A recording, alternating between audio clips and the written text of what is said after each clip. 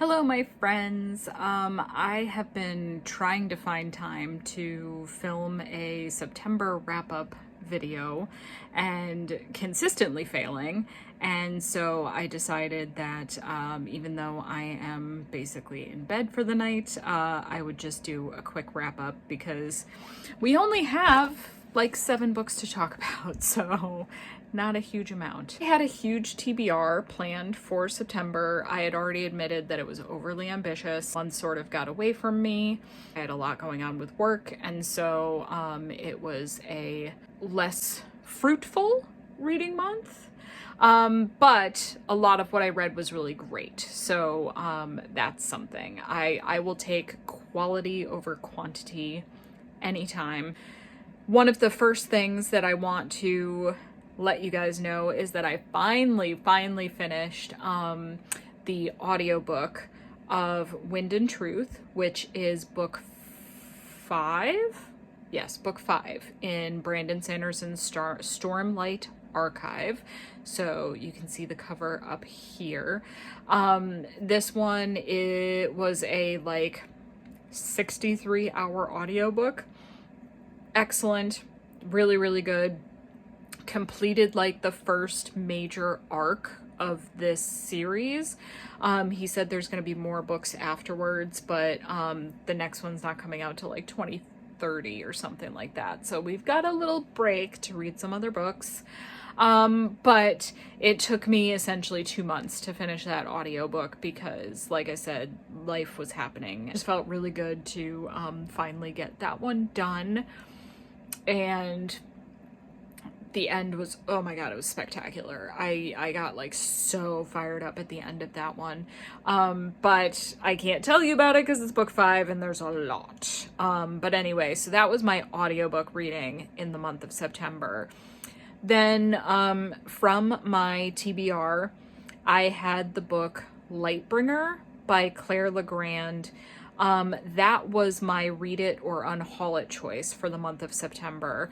And I had already like posted a snippet about this, but I unfortunately decided just to unhaul Lightbringer. It was book 3 in the Imperium trilogy, and I had read books 1 and 2 so long ago, like legitimately 5+ years ago, that I honestly could not remember, other than the most basic beginning of the entire series, what had happened. And then even when I like went online and read like a spoilery synopsis of book 2, it still confused the heck out of me. And so I realized I would have to essentially reread the entirety of books 1 and 2 in order to be able to read book 3.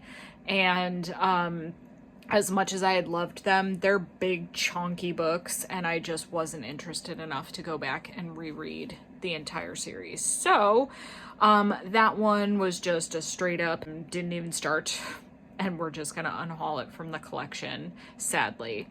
But at least I finally decided, because I've had that book for a very long time, and that's why it was on the read it or unhaul it list.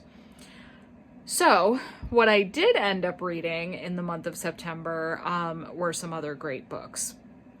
So one of them was How to Outwit a Wizard by Amy Boyles, and that is book 2 in the something series. I'll put the cover here, and hopefully the series name is on the cover. If not, I'll try and put like a little note here. It's a cute series. The premise is that there are 7 daughters in this family, and it's a witchy magical family, and they are losing their magic, and in order to regain their magic, the daughters have to get married, and they have to get married like in order of their birth. So the first book is about the first daughter. Loved it. The second book in the end turned out to be good. But I definitely, like, I had done some reactions to this one as I was reading it, and It was both really fun and funny in some spots, and then it was also really cringy in other spots. And I didn't remember the first book being like that, so I'm gonna read the third one eventually and see if it continues that way or not. But when I say cringy, like the overwhelming lustiness was more than I could handle. Like the inner monologue of the main character was just, oh my God, I want to rip his clothes off. Oh my God, I want to rip my clothes off. And that was just too much for me. The overall plot of the book was great. It was great. It was like sort of a like rivals to lovers with like a wannabe love triangle thrown in there with secrets and like magical inventions, and it was really great. Overall, by the time I finished the book, I had a good time reading it. There was definitely a spot in the middle where I was like, do I want to keep reading this book? I can't decide. So we were a little iffy there in the middle. Now, I read There's Something About Mary by Cody Hall, and I had made a pledge that I was going to read one holiday book every month until the end of the year at least, because I always wait till December to read my holiday books, and then I can never read enough of them because I have a huge list of holiday books that I own that I haven't read yet, so trying to up my game there. But this is actually book 2 in this trilogy about this family. So you have the older brother, the middle sister Mary, and then the youngest sister. And I have actually read books 1 and 3 already. I read them out of order. I read book 3 first, and it was great. So I went back and read book 1, which was also great. And so now I finished the trilogy by reading the middle book of all things. But they are super sweet. So here is the cover. This one was fun. It was cute. I really like this trilogy, so I am planning to read more books by Cody Hall. I went and looked on Goodreads, and there's some other key ones, but I won't buy them because I have too many other Christmas books to read. But I did really enjoy this entire trilogy. So yeah, that one was really fun. And then I read A Language of Dragons by S.F. Williamson, and this was spectacular. A Language of Dragons is like, I keep forgetting like exactly what the real history sort of terms were, but there were the code breakers in World War II at Bletchley Hall in England that were trying to figure out like the codes that the Nazis were using. This is essentially that time period, but the war is like with dragons. So this author did a spectacular job of like literally putting you in that time period, in that location, with sort of that historical context, but managing to weave in a complete history where dragons exist and they had like fought with humans before, and now there was a tentative truce, but things were starting to go badly, and it's spectacular. This was a really, really great book. I finished it and immediately pre-ordered the second one, which isn't coming out for a while, and I'm like ready for it already, and bought myself a physical copy because I had gotten this as an ebook, and I was like, I will definitely reread this in the future. So another great book. After that, I read A Theory of Dreaming by Ava Reed, and I actually was a little nervous to read this one. A Study in Drowning is still my favorite book of this year so far. This duology is great. A Study in Drowning is beautiful and haunting and just spectacular. It's living rent-free in my head right now. A Theory of Dreaming, rather than being the same spectacular experience that I wanted, was a little bit of a struggle in the beginning, and it took me some time to figure out why, and so it took me a little longer to read this one. But I did a mini review. I have a rapid reviews video where I explain a little bit more, but I realized that there was such an emotional heaviness to this one. The first one still deals with some very heavy themes, but there's this like thread of overwhelming hope throughout it, and that was part of the beauty. And the second book, like, that gets stripped away, and it is just despair, and I just was not emotionally ready for that. And once I figured out that that's what was bothering me so much, I was able to sort of like emotionally detach from that. And then the writing is still spectacularly beautiful. The storyline is great.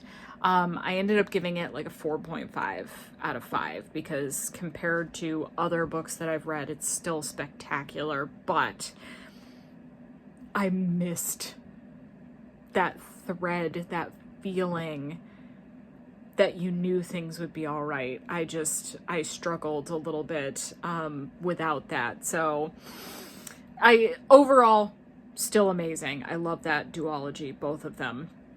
I followed that one right up with The Exorcism of Fairies by J.L. Vampa, and I loved that one. That is now my book number 2, I think, for the year. A Language of Dragons might be book number 3. So we had 2 spectacular reads this month, followed by A Theory of Dreaming, which was also great, just not spectacular. But The Exorcism Fairies is about a woman who is attending university and is about to like lose her place because funding issues. So she ends up becoming a TA to this very grumpy but very hot professor.